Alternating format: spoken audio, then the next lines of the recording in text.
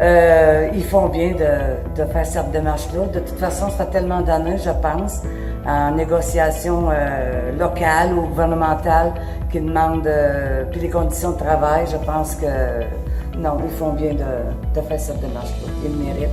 Puis c'est eux autres, on va dire comme quelqu'un, je répète une phrase comme quelqu'un a dit, c'est vrai que c'est eux autres qui font le ciment au point de vue des soins, grâce aux infirmières, aux préposés, infirmières auxiliaires. Tout ce qui est parapublic, tout ça, là, je pense que c'est eux autres qui...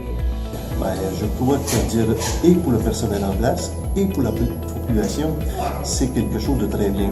Le ratio personnel-patient, présentement, est insuffisant. On doit rehausser justement le nombre d'intervenants, d'infirmières, d'infirmières auxiliaires, de préposés dans le réseau pour pouvoir donner des services adéquats et sécuritaires, justement. Oui, c'est une très bonne idée. Bien, au départ, moi, ce que je veux dire, c'est de féliciter les infirmiers et les infirmières. Je pense que c'est le ciment, quelque part, dans notre système de santé.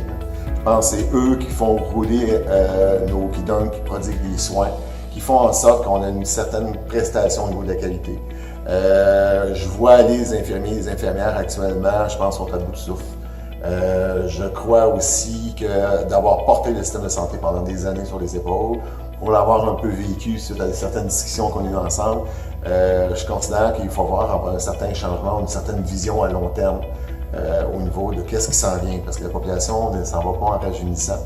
Et que je considère qu'on doit donner un second souffle, qu'on doit quelque part donner des moyens aux infirmiers ou aux infirmières actuellement pour pouvoir peut-être encore mieux faire leur travail, leur donner des outils. Je suis entièrement solidaire avec les infirmières qui cherchent des meilleures conditions dans les établissements de santé. J'ai quitté le réseau public il y a 6 ans actuellement parce que j'étais impuissante devant la difficulté de résoudre la lourdeur des tâches versus le manque de temps. Je trouvais que les infirmières, nous sommes forcées de plus en plus d'effectuer des tâches de tout genre et nous sommes de plus en plus formés avec des spécialités, nous sommes de plus en plus scolarisés et de moins en moins considérés pour nos capacités de collaborer avec les médecins. Je pense que présentement, le gouvernement, dans la période électorale, semble vouloir dire que les infirmières sont importantes. Et si on regarde les gestes des dernières années, on s'aperçoit que les infirmières sont un peu laissées aller à eux-mêmes.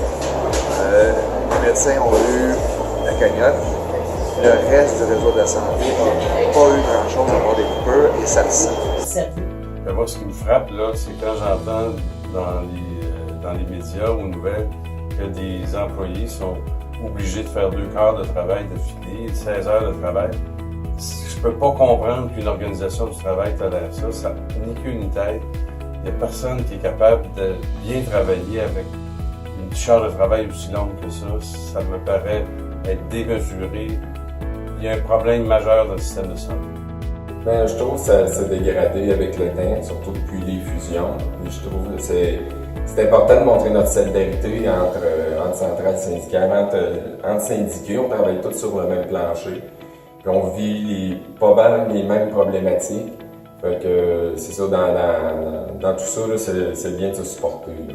J'ai entendu souvent dire que vous aviez des codes, hein, vous rentrez, après ça vous êtes obligé de faire des heures supplémentaires. Moi, je suis contre ça. Ça n'a pas de bon sens. Dans votre domaine à vous, même partout aujourd'hui, on fait plus ça. On dit pas un gars, toi, tu vas réparer des moteurs, là, ça fait 12 heures, continue encore, réparer les moteurs. Non.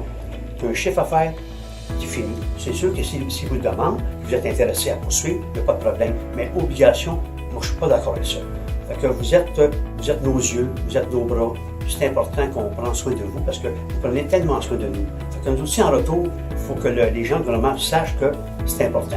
Alors pour moi, je vous appuie, puis je suis conscient d'être ici pour participer avec vous dans vos conventions. J'espère que tout va se préparer très bien. Mais moi, de tout cœur, je vous dis encore merci beaucoup de ce que vous faites, puis je vous porte sur les bras, c'est important pour vous. Oh mon Dieu, elles ont diablement raison parce que j'ai passé une bonne partie de mon été à l'hôpital, puis même de mon automne, parce qu'on m'a enlevé un rein cet été. Puis je vais vous dire, je suis à même de constater à quel point ces gens-là travaillent. C'est des abeilles. Tu sais, il y a des gens, des fois, qui pensent que, hey, ils sont sur le chiffre de nuit, ils vont être tranquilles, ils n'ont pas grand-chose, le monde dort. C'est pas vrai.